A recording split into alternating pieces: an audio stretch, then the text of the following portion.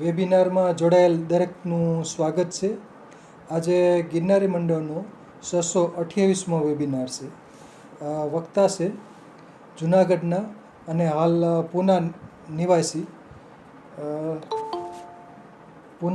નિવાસી શ્રી જિજ્ઞેશભાઈ જોશી સાહેબ, જેઓ આપણને માટી ચિકિત્સા વિશે માહિતી આપશે. તો શ્રી જિજ્ઞેશભાઈ જોશી સાહેબને વિનંતી કે તેઓ પોતાનું વક્તવ્ય હવે શરૂ કરી શકે છે. નમસ્કાર સર, જય ધન્વંતરી. વાલા શ્રોતા બંધુઓ, આપના આજના વક્તાના વિષયે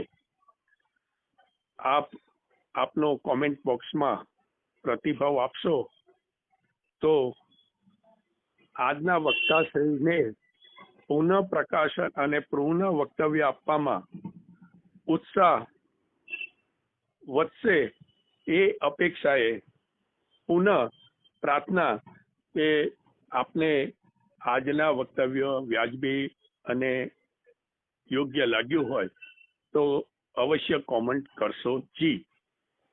નમ્ર પ્રાર્થના. જય ધન્વંતરી સર. આજે આપણો સાહેબે તો બોલ્યું પણ આપણો ગિરનારી મંડળનો 628મો વેબિનાર છે. એમાં હું જિજ્ઞેશ જોશી હાલ પૂનાથી માટી ચિકિત્સા ઉપર મારું વક્તવ્ય રજૂ કરવા જઈ રહ્યો છું. તો સર્વે ગુરુજનોને અને વેબિનારમાં સર્વ ઉપસ્થિત મિત્રોને મારા વંદન. આપણે પહેલા ગુરુ વંદના કરીશું. ગુરુર બ્રહ્મા ગુરુર વિષ્ણુ ગુરુદેવો મહેશ્વર ગુરુ સાક્ષાત પરબ્રહ્મ તસ્મે શ્રી ગુરુવે નમઃ. ઓમ જય ધન્વંતરી. તો આ તબક્કે ગુરુવર્ય શ્રી ડોક્ટર કે.ડી. મિત્તલિયા સાહેબને ગુરુ વંદના સહ વંદન કે જેમણે મને આજે આ વેબિનાર માટે પ્રોત્સાહિત કરી પોતાની લેખની મારા સ્વમુખે પ્રેષિત કરવા પ્રેરણા આપી, જે ગુરુ આદેશ સમજી વેબિનાર દ્વારા આગળ ધપાવીશું. અને આજનો આ વેબિનાર શ્રી ગુરુજીને અર્પણ કરું છું. આપણે આ તબક્કે કબીર સાહેબને યાદ કરતા, યહ તન વિષ કી બેલરી ગુરુ અમૃત કી ખાન, શીશ દિયો જો ગુરુ મિલે તો ભી સસ્તા જાન. કબીર સાહેબ કહે છે કે આપણું શરીર છે એ વિષથી ભરેલું છે અને ગુરુ છે એ તો અમૃત સમાન છે. અને જો માથું દેવું પડે અને એના બદલામાં ગુરુ દ્વારા સારા ગુણ મળી રહ્યા છે તો આ સોદો બહુ જ સસ્તો અને આસાન સમજવો. માટી ચિકિત્સા ને તેના ઔષધિ ઉપયોગો. ઈશ્વરે જ્યારે સર્જન કર્યું, સૃષ્ટિનું સર્જન કર્યું, તો ઈશ્વરે માટીમાંથી જ ભગવાન વિષ્ણુને નાભીમાંથી કમળ ઉત્પન્ન કર્યું અને કમળમાંથી બ્રહ્મા ઉત્પન્ન થયા. વિશ્વકર્માએ પુત્રાઓ કર્યા અને બ્રહ્માએ તેમાં પ્રાણ પૂર્યા. એટલે જ મનુષ્ય તથા સમસ્ત જીવ સૃષ્ટિ માટીમાંથી જ બનેલી કહેવાય. લોખંડ જેમ જેમ સડવા માંડે અને સંપૂર્ણ માટી થઈ જાય ત્યારે તે લોહ તત્વવાળી માટીને મંડૂર કહેવાય. ઈશ્વરે જ્યારે સૃષ્ટિનું નિર્માણ કર્યું અને જ્વાળામુખીનું નિર્માણ થયું, પૃથ્વીના પેટાળમાંથી રાખ લાવા બહાર નીકળે, તેમાંથી પહાડો ખડકો બને, સમુદ્રમાં પડે અને સમુદ્રમાં જામી જાય, અને રાખ હોય તેમાંથી માટીનું નિર્માણ થાય. આવું કુદરતી કાર્ય આપણને નરી આંખે તરત જ જોવામાં નથી આવતું. આ કુદરતની સૂક્ષ્મ રચનાઓ છે. ખડકો, ટાઢ, તડકો, વરસાદ, વાવાઝોડું આવી કુદરતની અફાટ પછડાટો પછી માટીનું નિર્માણ થાય છે. ઇન્ડોનેશિયા ને જ્વાળામુખીનો દેશ કહેવામાં આવે છે અને આ દેશ પેસિફિક રિંગ ઓફ ફાયર ઉપર વસેલો છે. જ્વાળામુખીની રાખ નાના તળાવો ઉપર પણ પડે છે. તે માટી જે પાણી સુકાયા ગયા બાદ ક્લે એટલે કાદવ તૈયાર થાય છે, તેને ત્યાં માટી થેરાપી દ્વારા માણસોના બાહ્ય શરીર ઉપર લગાવવામાં આવે છે. તેનાથી શરીરની ત્વચા લીસી, ચમકદાર અને કરચલીઓ દૂર કરવાવાળા ગુણો ધરાવે છે, જે આપણા ઋષિ મુનિઓ હજારો વર્ષો પહેલાથી ગૌમૂત્ર, ગોબર અને માટીથી સ્નાન કરતા આવ્યા છે, જે આજે સાયન્સના જમાના પ્રમાણે પ્રમાણિત તારણો બહાર આવતા આપણે પાછા આપણી પરંપરામાં જવાની કોશિશ કરી રહ્યા છીએ. માટી એ કુદરતનું એવું તત્વ છે કે જેમાં ઝેર ખેંચવાની અદ્ભુત શક્તિઓ રહેલી છે. શરીરના કોઈ પણ ભાગ ઉપર માટી બાંધવામાં આવે તો તે અંગની જગ્યાએથી ઝેર નીકળીને માટી તત્વમાં જતું રહે છે. શરીરના રોગગ્રસ્ત ભાગ ઉપર જે માટી બાંધવામાં આવતી હોય તે માટી વિષથી ભરેલી હોય છે, તો તેને બહાર કાઢીને જમીનમાં ખાડો ખોદી દાટી દેવી હિતકારક ગણાય. પૃથ્વીમાંથી નિરંતર વરાળ બહાર આવતી હોય છે. આ વરાળ ઘણા બધા ગુણધર્મોથી સંપન્ન હોય છે. પૃથ્વી અમૂલ્ય રાસાયણિક તત્વોથી ભરેલી છે. પૃથ્વીમાંથી ઘણા જ ખાદ્ય પદાર્થ નીકળે છે. આ મહત્વપૂર્ણ તત્વો વરાળ સાથે બહાર આવતા હોય છે. જો શરીરને પૃથ્વીથી જેમ બને તેટલું નજીક રાખવાથી શરીર તે વરાળ મેળવતું રહે છે અને જે સ્વાસ્થ્ય પર ખૂબ જ સારી અસર કરે છે. આયુર્વેદ અનુસાર માનવીનું શરીર પંચ મહાભૂતોનું બનેલું છે. આ પાંચ મહાભૂતમાં પૃથ્વી, પાણી, અગ્નિ, વાયુ અને આકાશનો સમાવેશ થાય છે. પૃથ્વી ઉપર માટી અને પાણી છે. માટી સ્થિર છે, જ્યારે પાણી એટલે કે જળ વહન પામતું એટલે સતત ગતિશીલ રહે છે. અગ્નિ ઉપરની તરફ ગતિ કરતો હોય છે. વાયુ ફરતો રહે છે, જ્યારે આકાશ સર્વવ્યાપી છે. માટે માટી સ્થાવર છે, જેના ઉપર બાકીના ટકેલા છે. સર્વ સજીવો માટીમાંથી ઉત્પન્ન થઈ માટીમાં વિલીન થઈ જાય છે. સજીવોના મૃત શરીર માટીમાં વિલીન થઈ જાય છે, જે ભલે પછી દફનાવેલા હોય કે બાળેલા હોય. માટીને સોઇલ, અર્થ, ક્લે વગેરે નામથી ઓળખવામાં આવે છે.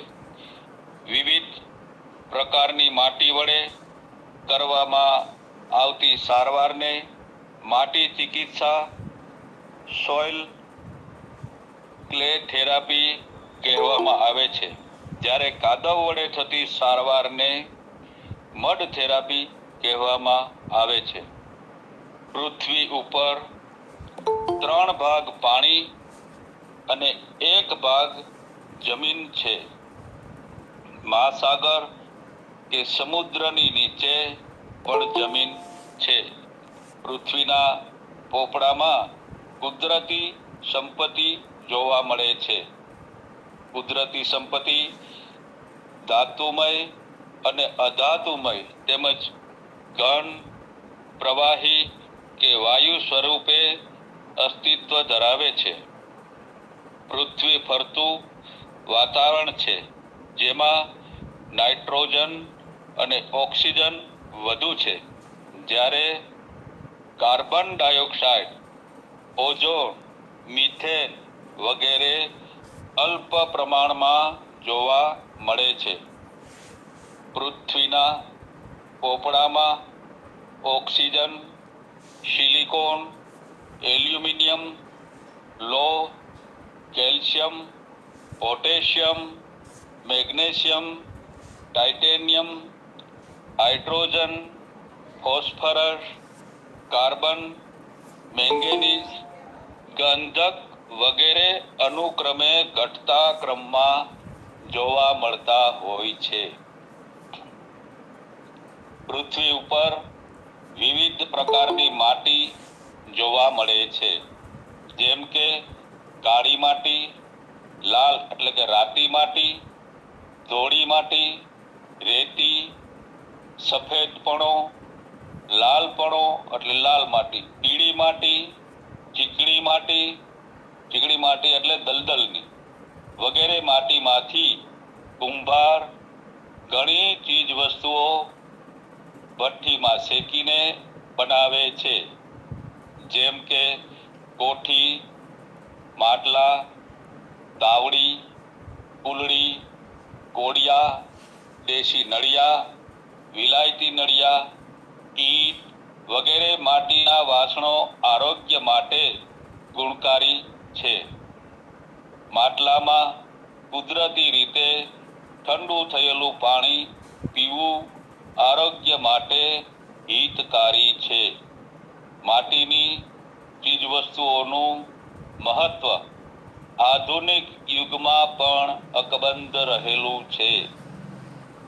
વિવિધ માટી ઔષધીય રીતે ઉપયોગી છે.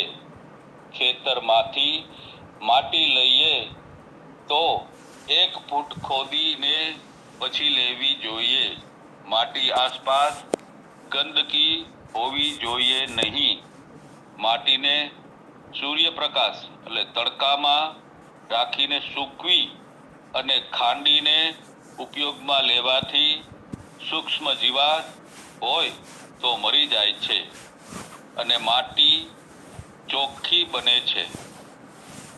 લાકડું, છાણા, કોલસો વગેરેનું દહન થવાથી રાખનું નિર્માણ થાય છે.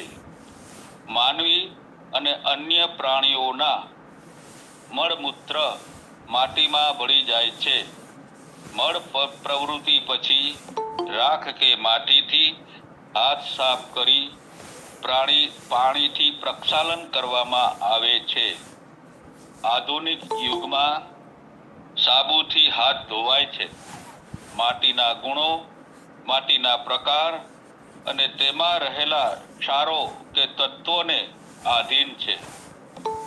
માટી મોટા ભાગે તાસીરે શીતળ હોય છે. માટી પિત્તશામક, શોથહર વગેરે ગુણધર્મો ધરાવે છે. પ્રકૃતિ તરફ નજર કરીએ તો ગેંડા, ભેંસ, હાથી, શુઅર વગેરે પ્રાણીઓ પાણી ભરેલા ખાડા ખાબોચિયા, નદી કે તળાવમાં આળોટીને શરીરે ઠંડક મેળવતા હોય છે.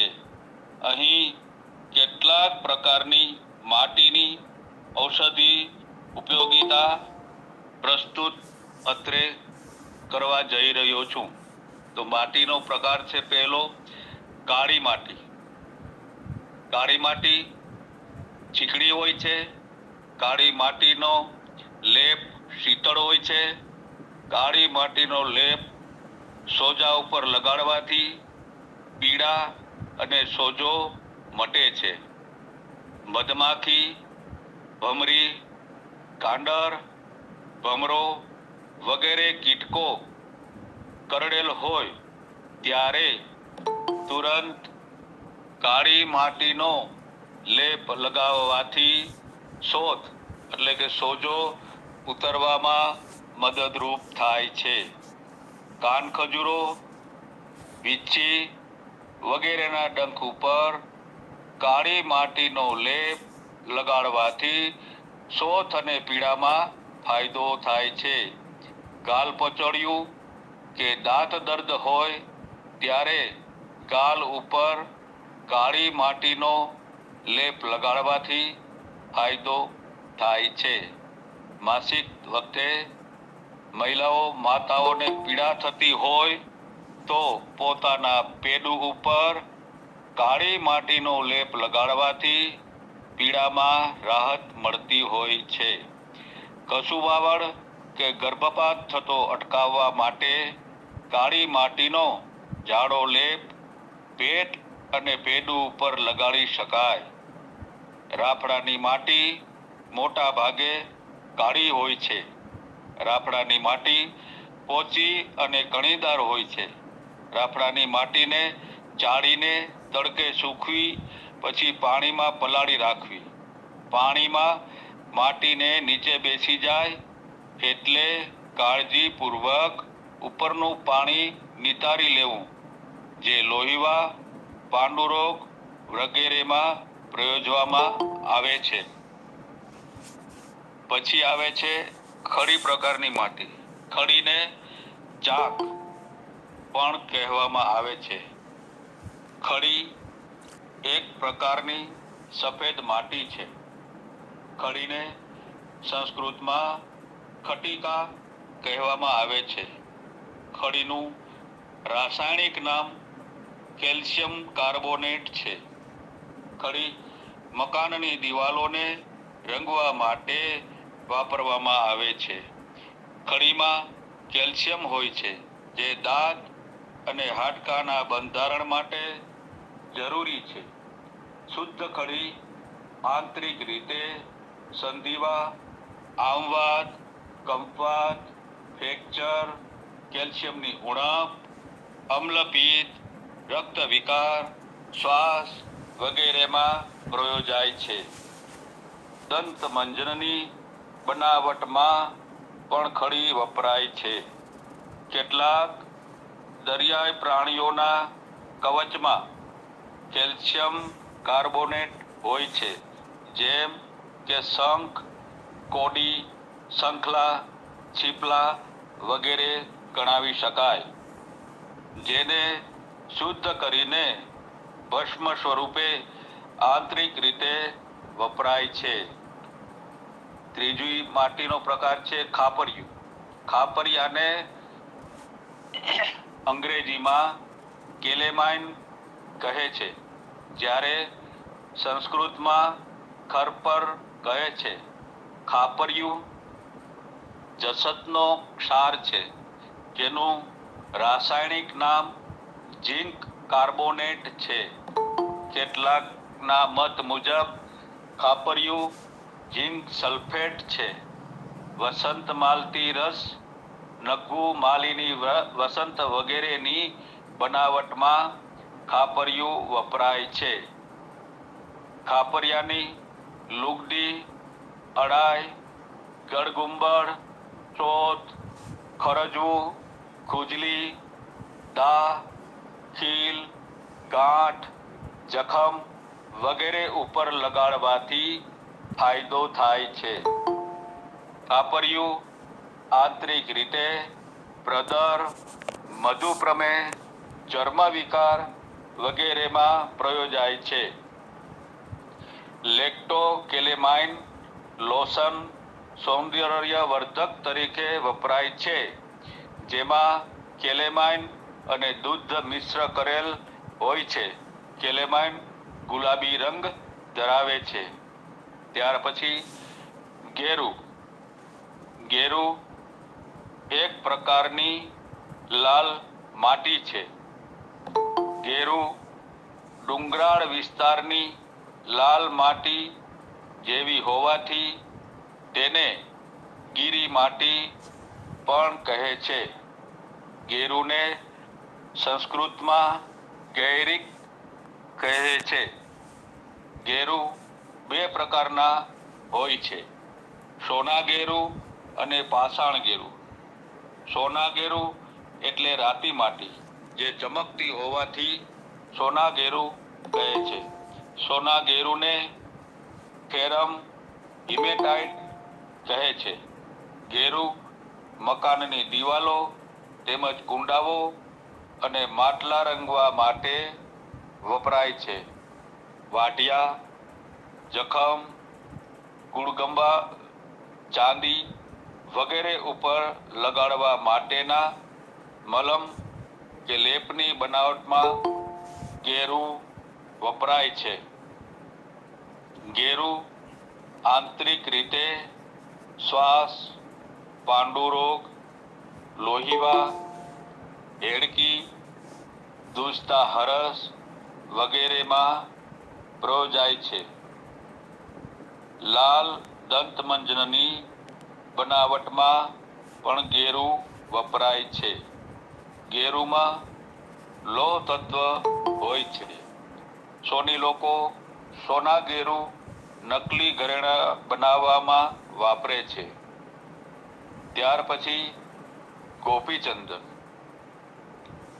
ગોપીચંદનને સોરઠની માટી પણ કહે છે. ગોપીચંદન એક પ્રકારની સફેદ માટી છે, જેને અંગ્રેજીમાં સિલિકેટ ઓફ એલ્યુમિના કહે છે. કાઠિયાવાડમાં આવેલ ગોપી તળાવની માટીને ગોપીચંદન કહે છે. ગોપીચંદનને પાણી કે દૂધમાં કાલવીને લુગડી બનાવી ખરજવું, ખુજલી, રતવા, ગુમડા, ખીલ, અડાય, દાહ, જખમ, ઉંદરી વગેરે ઉપર લગાડવાથી ફાયદો થઈ શકે છે. ગોપીચંદનની લુગડી કપાળ ઉપર લગાડવાથી માથાનો દુખાવો મટી શકે છે. ગોપીચંદન આંતરિક રીતે પ્રદરમાં પ્રયોજાય છે. ત્યાર પછી ઘાપાણ એટલે ચિરોડી. ઘાપાણને ચિરોડી પણ કહે છે. ઘાપાણને અંગ્રેજીમાં જીપ્સમ અને સંસ્કૃતમાં ગૌદંતી કહે છે. ચિરોડીનું રાસાયણિક સૂત્ર કેલ્શિયમ સલ્ફેટ છે, જેમાં પાણીનો ભાગ જોડાયેલો હોય છે. ગૌદંતીને તાવડીમાં ગરમ કરવાથી પાણીનો ભાગ બળીને ગૌદંતી ફૂલાવાય છે, જેનું ચૂર્ણ કરીને ગૌદંતી ભસ્મ બનાવાય છે. ગૌદંતીને લીંબુના રસમાં રાખવાથી શુદ્ધ થાય છે. ગૌદંતી ભસ્મ આંતરિક રીતે ઉધરસ, શ્વાસ, ક્ષય, પ્રદર, લોહીવા, સંધિવા, કેલ્શિયમની ઉણપ વગેરેમાં પ્રયોજાય છે. ચિરોડી જીપ્સમમાંથી પ્લાસ્ટર ઓફ પેરિસ બનાવાય છે. રમકડા, મૂર્તિઓ વગેરે બનાવવા માટે પ્લાસ્ટર ઓફ પેરિસ વપરાય છે. હાડકાની તિરાડ એટલે કે ફ્રેક્ચર સાધવા માટે પુઠ્ઠા મૂકીને પ્લાસ્ટર ઓફ પેરિસ ધરાવતો ભીનો પાટો કરીને બાંધવામાં આવતો હોય છે. ત્યાર પછી ચિનાઈ માટી. ખડી જેવી કે સફેદ માટીને ચિનાઈ માટી કહે છે. ચિનાઈ માટીને અંગ્રેજીમાં કેઓલિન અને ચાઇના ક્લે કહેવામાં આવે છે. કેઓલિનમાં એલ્યુમિનિયમ 70%, સિલિકા 26% અને લોહ તત્વ 4% હોય છે.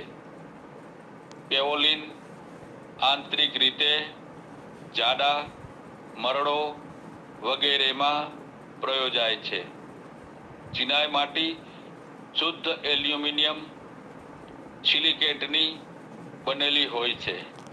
ચિનાઈ માટીને પલાળી અને તેને ગુંદીને એટલે કે મસળીને બીબા વડે વિવિધ ઘાટ આપીને ભઠ્ઠીમાં તપાવીને તેના ઉપર નમક, બોરેક્સ પાવડર વગેરે છાંટવાથી ચળકતો ગ્લેઝ ચડે છે. ચિનાઈ માટીમાંથી કપ રકાબી, ડીશ, કુંડા, અથાણાની બરણી, બાઉલ, રમકડા, ગ્લેસ ટાઇલ વગેરે બનાવવામાં આવે છે. ચૂનો. ચૂનાના પથ્થરમાંથી ચૂનો મેળવવામાં આવે છે. ચૂનાનું રાસાયણિક સૂત્ર કેલ્શિયમ હાઇડ્રોક્સાઇડ છે. ચૂનાને પાણીમાં પલાળીને ફોડવાથી કાર્બન ડાયોક્સાઇડ છૂટો પડે છે અને ગરમી ઉત્પન્ન થાય છે. પાણીમાં પલાળેલા ચૂનાને ફોડેલો ચૂનો કહેવામાં આવે છે. કડી ચૂનો ચૂનામાંથી મેળવાય છે. કડી ચૂનાનું રાસાયણિક સૂત્ર કેલ્શિયમ ઓક્સાઇડ છે. ચૂનાને હળદર સાથે મિશ્ર કરી પાણી ઉમેરી લેપ સ્વરૂપે ગાંઠ અને મસા ઉપર લગાડાય છે. હળદર અને કડી ચૂનો મિશ્ર કરી પાણી ઉમેરી બનાવેલ લુગદી, શોથ, મચકોડ, ફ્રેક્ચર, સંધિવા વગેરે ઉપર લગાડાય છે. ચૂનાનું નિતારેલ પાણી દૂધ સાથે અમ્લપિત્તમાં અપાય છે. ચૂનાનું નિતારેલ પાણી કમળો, અજીર્ણ, ઝાડા વગેરેમાં આંતરિક રીતે પ્રયોજાય છે. ચૂનાનું નિતારેલ પાણી દૂધ સાથે શોથ, પ્રદર અને અમ્લપિત્તમાં પ્રયોજાય છે. કડી ચૂનાનો પાતળો લેપ કરોળિયા, ખરજુ, મસા વગેરે ઉપર લગાડવાથી ફાયદો થઈ શકે છે. કડી ચૂનો પાન મસાલામાં તેમજ સોપારી સાથે આવામાં પ્રયોજાય છે. ત્યાર પછી ભૂતળો. ભૂતળો એક પ્રકારની લીસી માટી છે. ભૂતળાને સરખડો અને મગમાટી પણ કહે છે. ભૂતળો બે પ્રકારનો હોય છે. રાખોડી કે સફેદ રંગનો ભૂતળો અને ભૂખરા રંગનો ભૂતળો. ભૂતળાને અંગ્રેજીમાં બેન્ટોનાઇટ કહે છે. સફેદ રંગના ભૂતળાનું રાસાયણિક સૂત્ર એલ્યુમિનિયમ સિલિકેટ છે. સફેદ ગ્રે રંગના ભૂતળામાં કેલ્શિયમ પણ હોય છે. ભૂખરા રંગના ભૂતળામાં લોહ તત્વ, મેગ્નેશિયમ, કેલ્શિયમ વગેરે હોઈ શકે છે. ભાવનગર નજીક થોરડી અને થલસરમાં ભૂતળાની ખાણો આવેલી છે. ભૂતળો તાસીરે ઠંડો છે. માથાના વાળને ધોવા માટે ભૂતળો કેટલીક મહિલાઓ વાપરે છે. જ્યારે સાબુ હતો નહીં ત્યારે ભૂતળો અને શંખજીરું નાહવા માટે વપરાતું હતું. ભૂતળો કાચો અને શેકેલો બજારમાં મળતો હોય છે. શેકેલ ભૂતળો કેટલીક મહિલાઓ ખાવાની ટેવ ધરાવતી હોય છે. કેટલીક મહિલાઓ સગર્ભાવસ્થા દરમિયાન ભૂતળો ખાય છે.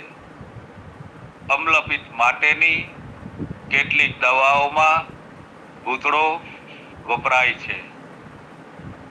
ત્યારબાદ મુલતાની માટી. મુલતાની માટી ભૂખરા કે પીળા રંગની મુલાયમ અને ચિકાસ રહિત હોય છે. મુલતાની માટી વડે ચોળીને નાહવાથી તેલી ત્વચા મુલાયમ બને છે. કેટલાક સાબુની બનાવટમાં મુલતાની માટી ઉમેરાય છે. સૌંદર્યવર્ધક લેપમાં મુલતાની માટી વપરાય છે. મુલતાની માટીને ગુલાબ જળમાં મિશ્ર કરી લુગદી બનાવી ખીલ, ગળગુંબળ, ડાઘ, તેલી ત્વચા વગેરે ઉપર લેપ લગાડવાથી ફાયદો થતો હોય છે. મુલતાની માટી દૂધમાં કાલવીને લેપનું નિર્માણ કરવામાં આવે છે અને તે સૌંદર્યવર્ધક તરીકે વપરાય છે. ત્યારબાદ રાખ. ગામડામાં રાંધવા માટેના ચૂલામાં બળતણ તરીકે લાકડા, છાણા, કોલસો વગેરે વપરાય છે, જેની રાખ બને છે. રાખ દંતમંજનની બનાવટમાં પણ વપરાય છે. રાખને શરીરે ચોળીને નાહવાથી શીળસ, ખુજલી, ચર્મ વિકાર વગેરેમાં ફાયદો થઈ શકે છે. અગરબત્તી કે યજ્ઞની રાખ પવિત્ર મનાય છે. લાકડાનો કોલસો કાળું દંતમંજનની બનાવટમાં વપરાય છે. કોલસો અન્ય ઓસડિયા સાથે જાડા, મરડો, અપચો, પેટના ચાંદા, ટાઇફોઇડ વગેરેમાં પ્રયોજાય છે. ત્યારબાદ વિલાયતી મીઠું. વિલાયતી મીઠુંને અંગ્રેજીમાં ઇપ્સમ સોલ્ટ અને મિલ્ક ઓફ મેગ્નેશિયા કહે છે. તેનું રાસાયણિક સૂત્ર મેગ્નેશિયમ સલ્ફેટ છે. વિલાયતી મીઠું રેચક હોવાથી મરડો અને કબજિયાતમાં વપરાય છે. મેગ્નેશિયમની ઉણપમાં વિલાયતી મીઠું અપાય છે. પાંડુ રોગમાં હીરાકસી સાથે વિલાયતી મીઠું અપાય છે. વિલાયતી મીઠું એક પ્રકારની માટી જ છે. ત્યારબાદ શંખજીરું.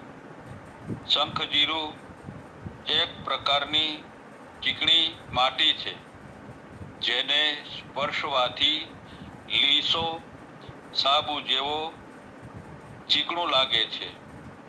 શંખજીરું અંગ્રેજીમાં સોપ સ્ટોન અને ટેલ્ક કહે છે. શંખજીરુંનું રાસાયણિક સૂત્ર મેગ્નેશિયમ સિલિકેટ છે.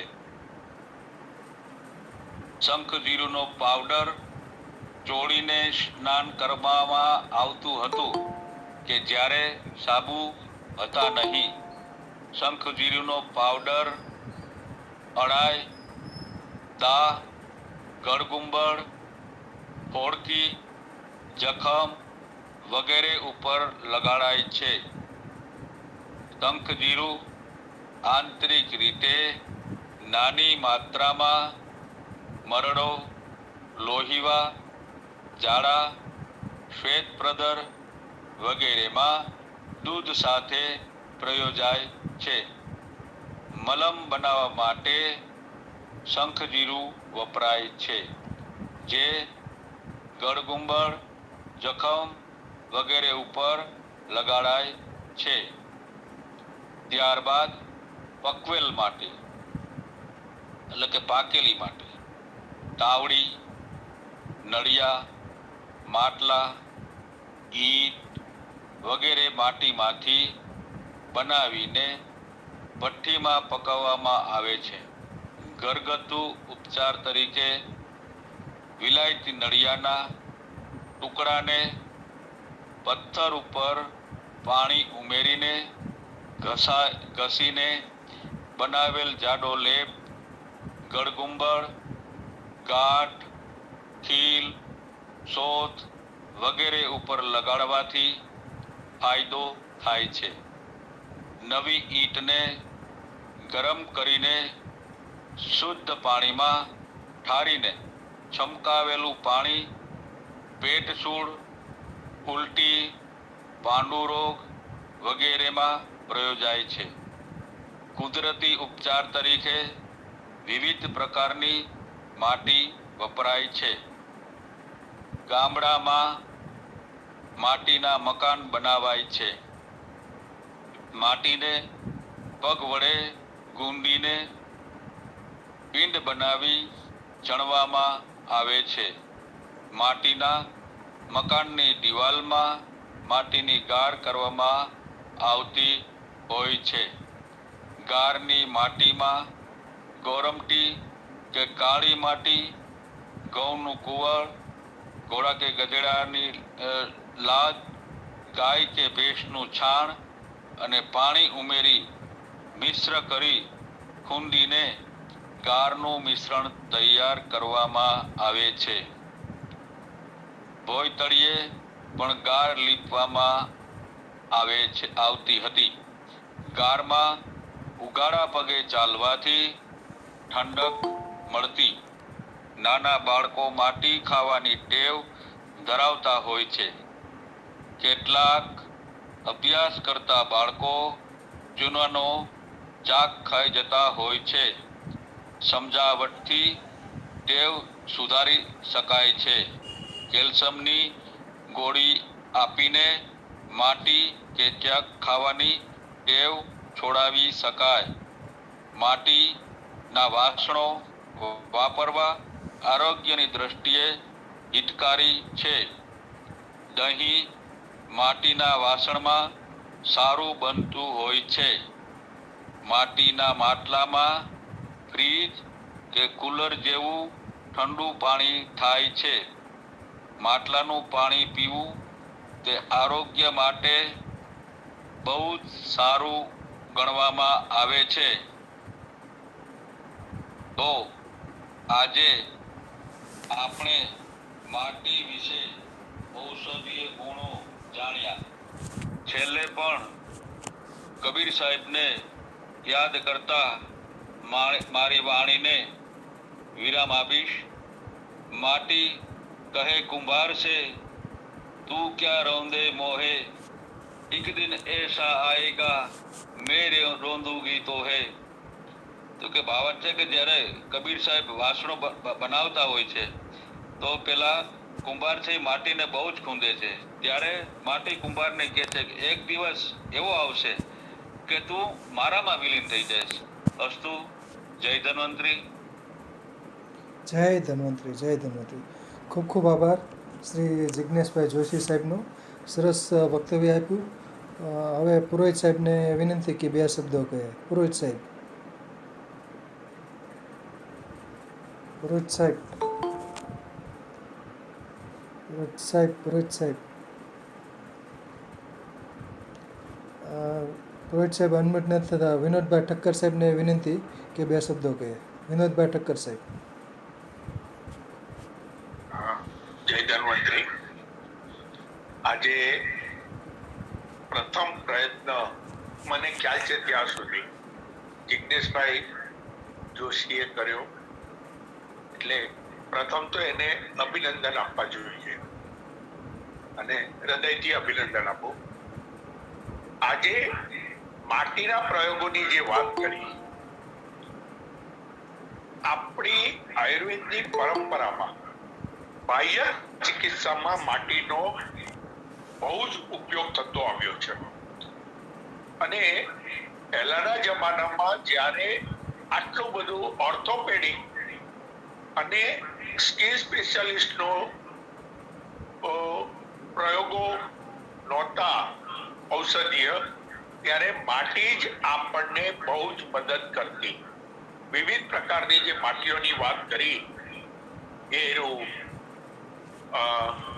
કેલ્શિયમ એટલે ચૂલો, મુલતાનની માટી, કેલેમાઇન, ખરપર, એ જમાનામાં હાડવૈદો જે હતા એ આ બધાના મિશ્રણમાંથી લેપ બનાવતા હતા. અને ધ્યાનથી જો આપણે સાંભળ્યું હશે તો મહદ અંશે જેટલી માટી છે એ બધામાં અસ્થિસંધાનક ગુણ આપણને જોવા મળ્યા. ચર્મરોગ, ખરજવાની વાત કરી, ખીલની વાત કરી, તો એવા ઘણા રોગો હતા જે માટીના પ્રયોગથી આપણે એની અંદર ક્યાંક રાહત અથવા પરિણામ લઈ શકતા. આજે નવા જમાનામાં આવું કરવું એ એક સામાજિક ડર બેસી ગયો છે. મમ્સ જેવા રોગમાં, ગાલપચોરિયું જેને કહીએ, એમાં પણ માટીના પ્રયોગો બહુ સારા હતા. જીવજંતુઓ કરડવાથી જે અમુક માટીઓ વાપરતા હતા, એ માટીઓથી એના ડંખ અને એની વિષાક્તતા પણ આપણે મહદ અંશે નિયંત્રણમાં લઈ શકતા હતા. એટલે આજના જિગ્નેશભાઈ સાહેબના જે પ્રયત્ન છે એ આ રેકોર્ડિંગ આવે ત્યારે બધાએ પુનઃ સાંભળવા જોઈએ અને શક્ય હોય ત્યાં સુધી આ પ્રયોગોનું પાછું પુનઃ પ્રચલન થાય એવો પ્રયત્ન થવો જોઈએ. અસ્તુ. સરસ સરસ, આભાર વૈદ્ય શ્રી વિનોદભાઈ ઠક્કર સાહેબ. હવે શ્રી દિનેશભાઈ ખાંટ સાહેબને વિનંતી કે બે શબ્દો કહે. ખાંટ સાહેબ.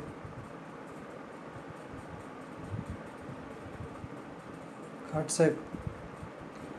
સાહેબ અનમ્યુટ નથી થતા. બલદાણિયા સાહેબને વિનંતી.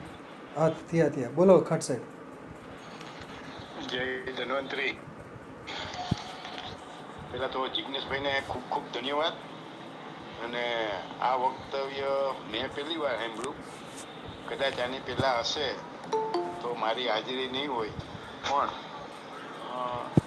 નેચરોપેથીમાં 1996માં જ્યારે હું ભણતો હતો એ વખતે માટી ઉપરના જે કંઈ પ્રવચનો હતા એમાં ઘણી બધી ખૂટતી માહિતીઓ પણ આજે જિગ્નેશભાઈએ પીરસી છે.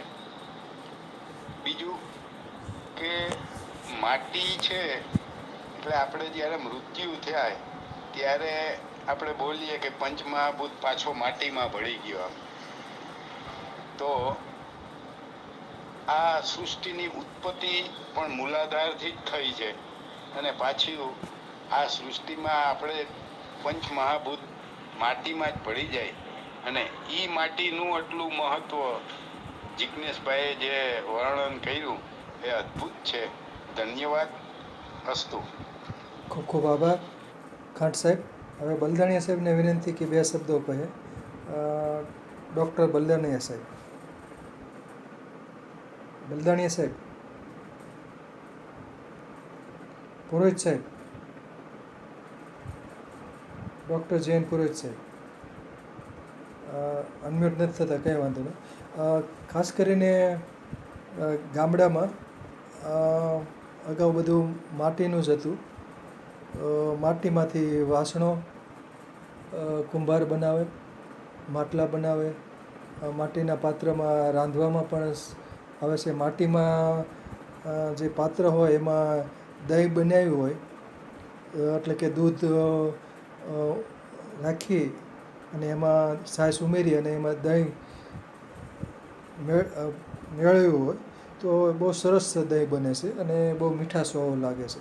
પાલીતાણામાં જે તળાટી વિસ્તાર હોય ત્યાં માટીની કુલડીમાં જમાવેલું દહીં વેચાતું હોય છે. બહુ સરસ લાગે છે ટેસ્ટમાં. અને બાકી ગામડામાં વિલાયતી નળિયા હતા અને એવું બધું હતું. માટીમાંથી જ બનતા વિલાયતી નળિયા, દેશી નળિયા, ઈંટ બનતી. અને તાવડી તો આપણે જાણીએ છીએ, હજુ પણ તાવડી એટલી બધી ફેમસ છે કે તાવડીમાં જ રોટલી બનાવ્યો હોય તો બહુ મીઠા લાગે છે. બીજું વિલાયતી નળિયા અને દેશી નળિયાના મકાન ઉપર હતા. અને ખાસ કરીને વિલાયતી નળિયા કોઈ અથવા દેશી નળિયા એનો ખાસ અમે અનુભવ કરેલો છે. એના ટુકડા પડ્યા હોય તો એ ટુકડા લઈ લઈએ અને ટુકડા રાખી મૂકીએ. અને ગામડામાં જ્યારે નાવાતું બહુ ઓછું હોય ત્યારે હું બધા ગામડામાં લોકો મેલ કાઢવા માટે વિલાયતી નળિયાનો ટુકડો શરીર ઉપર ઘસતા હોય છે. શિયાળામાં ધારો કે ઓછું નવાતું હોય તો પછી મેલ જામી જતો હોય છે અને ઉનાળામાં પછી એ વિલાયતી નળિયાને ઘસતા હોય છે શરીર ઉપર. અને બીજું વિલાયતી નળિયાને પાણીમાં ખરસટ પથ્થર હોય ત્યારે વિલાયતી નળિયાને પાણી સાથે ઘસવામાં આવે છે પથ્થર ઉપર. અને જાડો લેપ તૈયાર થઈ જાય પછી લેપને ગળગુમડ હોય તો એના ઉપર લગાડવાથી ગુમડા મટી જાય છે. આનો તો અમને ગામડામાં આનો ખાસ પ્રયોગ કરેલો છે.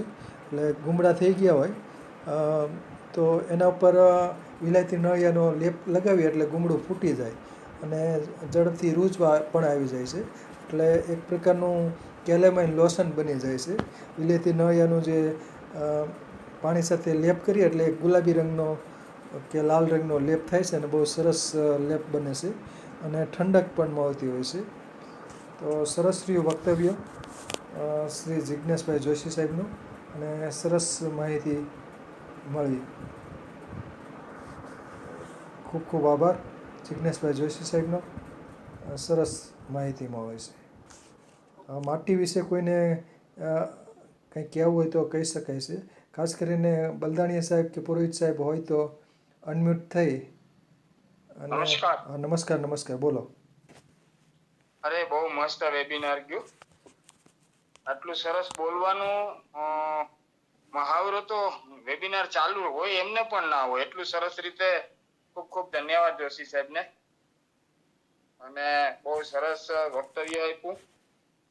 માટી વિશેના ચિકિત્સા અને ચિકિત્સા પદ્ધતિ આખા તમામ પ્રકારનું એટલું સરસ એમણે વર્ણન કર્યું છે કે જે ઘણા સમયથી પ્રેક્ટિસ કરતા હોય આવા લોકો જ માટી વિશે બોલી શકતા હોય છે. એટલું સરસ. ખૂબ ખૂબ ધન્યવાદ.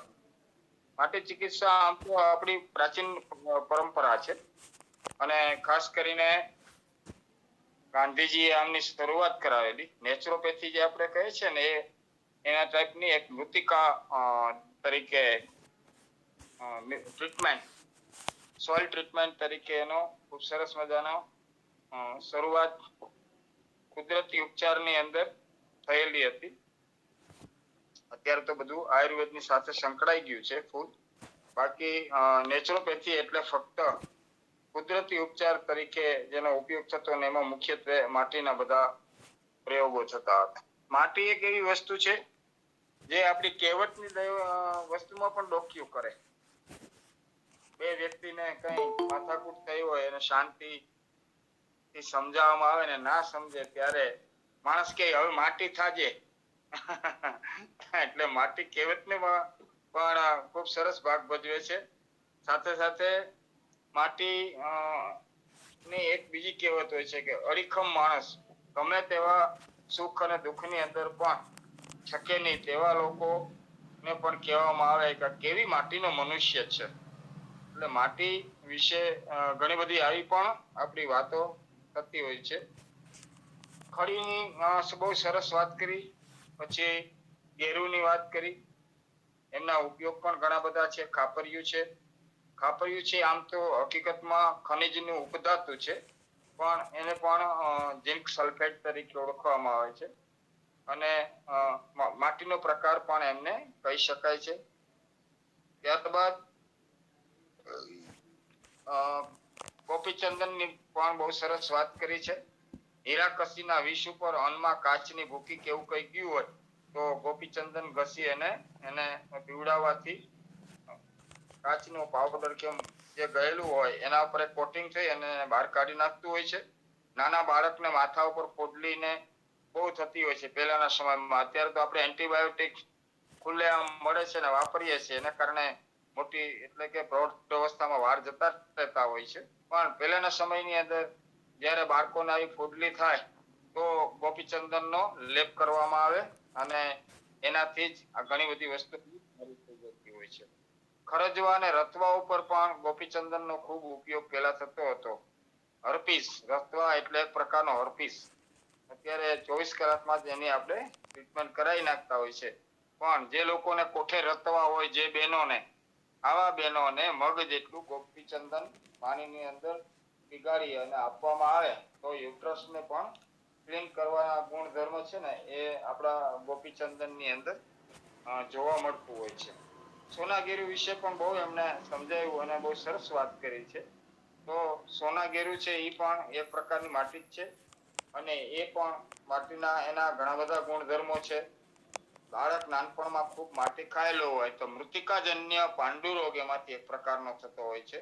અને મૃતિકાજન્ય પાંડુરોગની અંદર માટીનું મારણ માટી, જે બાળકે બહુ માટી ખાધેલી હોય એને કારણે પેટ મોટું અને હાથ પગ પતલા એકદમ થઈ ગયેલા હોય, આવા બાળકને સોનાગેરું ઘીની અંદર, સોનાગેરું અથવા ગેરું બે પ્રકારનો હોય છે. એક બ્રાઉન શેડિંગ ઉપર હોય છે અને એક સુવર્ણ જેવો હોય છે. એટલે એને બે પ્રકારથી આપણે બોલતા હોય છે.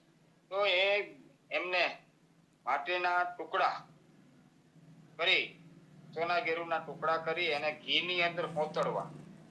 ઘીમાં હોતળતી વખતે ખાસ કાળજી રૂપે એક નાની ડીશ આપણા હાથમાં રાખવી જેથી કરીને છૂટે અને વાગે નહીં. એટલા માટે હમણાં જ કોકને પ્રયોગ આપ્યો હતો ત્યારે ખાસ ભલામણ કરી હતી. તો એ ટુકડા ખવડાવવાથી મૃતિકાજન્ય પાંડુરોગની અંદર ખૂબ સારું પરિણામ મેં લીધેલું છે ચલાડાના એક પેશન્ટની અંદર. એને કારણે એમને હાઇપોપ્લાસ્ટ એનિમિયા થઈ ગયેલો હતો અને એને પણ સોનાગેરું આપેલો અને ખૂબ સરસ સભાયા પરિવારમાંથી હતા અને ખૂબ સરસ પરિણામ મળેલું. સાથે સાથે ગેરું એ વિષદોષનાશક ગુણ પણ ધરાવે છે. જે લોકોને કોઈ પ્રકારનું વિષ પેટમાં ગયું હોય તો એમાં પણ એનો શોધન કરી અને ઉપયોગ કરવામાં આવે તો ખૂબ સરસ મજાનું પરિણામ સોનાગેરુની અંદર પણ આપણને પ્રાપ્ત થતું હોય છે. ઘણી વખત ઉલટીનું મારણ પણ ગેરું જ છે. જે લોકોને ખૂબ જ ઉલટી થતી હોય અને કાંઈ વસ્તુ ન મળે ત્યારે ગેરુનું ચૂર્ણ સહેજ મગ અથવા ચણાની દાળ જેટલું લઈ અને મધમાં કાલવી, એટલે મધમાં મિક્સ કરી અને આપવામાં આવે તો હેડકીની અંદર પણ ખૂબ સરસ મજાનો ફાયદો થતો હોય છે. ત્યારબાદ ખાપરિયાતની પણ વાત થઈ. પછી પાષાણભેદ.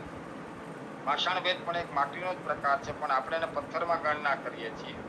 એ પણ ખૂબ સરસ છે. એટલે ગેરુમાં પણ બે પ્રકાર છે, એક સોફ્ટ અને એક હાર્ડ.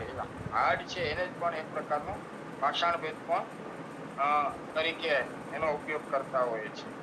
કોઈ પણ ક્ષારીય પદાર્થ જેટલા છે એ બધા જ આમ તો માટીના પ્રકારમાંથી જ બનતા હોય છે, પણ એની અંદરના બીજા તત્વોને કારણે આપણે એમને અલગ એક દરજ્જો આપેલો છે. બાકી જેટલા પ્રકારના ક્ષાર છે પણ જનરલ એક પ્રકારની માટીમાં જ એની ગણતરી થતી હોય છે. ફટકડી છે એ પણ એક પ્રકારની માટી છે. સંકોચ વિકાસ પ્રતિબંધક. કોઈ પણ જગ્યાનો ભાગ સુજેલો હોય એવી જગ્યાઓ પર ફટકડીનું પાણી સેજ મુલતાની માટી નાખી અને લગાડવામાં આવે તો મોટો થયેલો ભાગ તાત્કાલિક નહીં પણ 10-15 દિવસ લગાડવામાં આવે તો ધીમે ધીમે ખૂબ સરસ મજાનું પરિણામ ફટકડી આપે છે. શીશાનું, કાચા શીશાની ભસ્મ ખવાઈ ગઈ હોય જેને નાગ ભસ્મ કહેવામાં આવે અને એનું પોઈઝન બોડીની અંદર ઉત્પન્ન થયેલું હોય તો એના કારણે પતલા ઝાડા અને પેટમાં દુખાવો રહેતો હોય છે પેશન્ટ. આવા લોકોને આ ફટકડીનો ચૂર્ણ અડધી રત્તી જેટલું દરરોજ 10 દિવસ મધમાં આપવામાં આવે તો ખૂબ જ સરસ મજાનું ફટકડીનું પરિણામ મળે છે. અને પેશન્ટ તરીકે હાઇટલ હર્નિયા, જે લોકોને ઉપરનો હર્નિયા હોય છે, હર્નિયા 3 પ્રકારનો હોય. મિડલ એટલે નાભીમાં થતો હોય છે અને એક નીચેના પાર્ટમાં થતો હોય છે. જનરલ અત્યારે ઓપરેશન કરીને ત્યાં નેટ મૂકીને એનું ઓપરેશન થઈ જતું હોય છે. પણ હાઇડ્રનલ હર્નિયાની અંદર આપણા ઉપરના વાલને એક વાલનું ઢાંકણ હોય છે, જેમ આપણે બોરાનું ઢાંકણ હોય ને એ રીતનું ઢાંકણ હોય. એટલે હાઇડ્રનલ હર્નિયાનો છેડો છે એ વાલને ડિસ્ટર્બ કરતો હોય છે, જેના કારણે ખાધેલો ખોરાક છે એ બધો મોઢાની અંદર આવી જતો હોય છે. આ એની ઓળખ છે અને અત્યારે તો સોનોગ્રાફી દ્વારા પણ જાણી શકાય છે. હાઇપર એસિડિટી પણ રહેતી હોય છે અને ખાસ કરીને જે લોકોને દારૂ જેવા વ્યસનો એવા લોકોને હાઇડ્રનલ હર્નિયા ખાસ થતું હોય. તો એના કારણે ડિસ્ટર્બ થયેલો વાલ એનું તો ઓપરેશન થાય છે હાઇડ્રનલ હર્નિયાનું, પણ વાલમાં ઘણી વખત ખામી રહી જતી, એટલે ઢાંકણમાં ઘણી વખત ખામી રહી જતી હોય છે.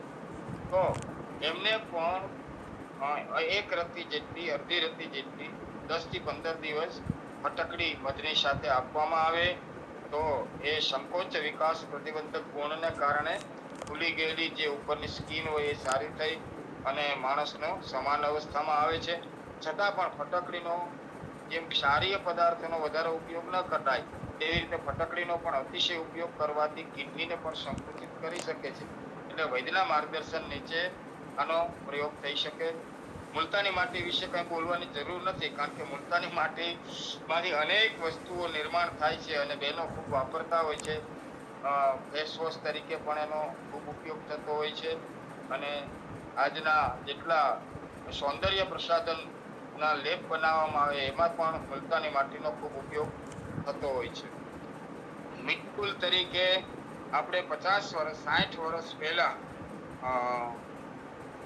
એક પરિવાર ત્યાંથી નીકળેલા થાનથી, અને થાનની માટીનું એમણે સેમ્પલ ચેક કરાવેલું અને 50-60 વર્ષ પહેલા એમણે આ વાત છે ને ખાસ કરીને સાબુદ્દીન રાઠોડ સાહેબ વાત કરતા હોય છે કે અમારી થાનની માટીને ચેકઅપ કરીને એના ફાધરને થાનમાં મૂકવામાં આવેલા અને એ અત્યારે પણ 230 જેટલા માટીના એકમ ત્યાં છે, જેમાંથી માટીની બોટલો બને છે. માટીની બોટલમાં પાણી પીવાથી એસિડિટી જેવા પ્રોબ્લેમ્સ થતા નથી.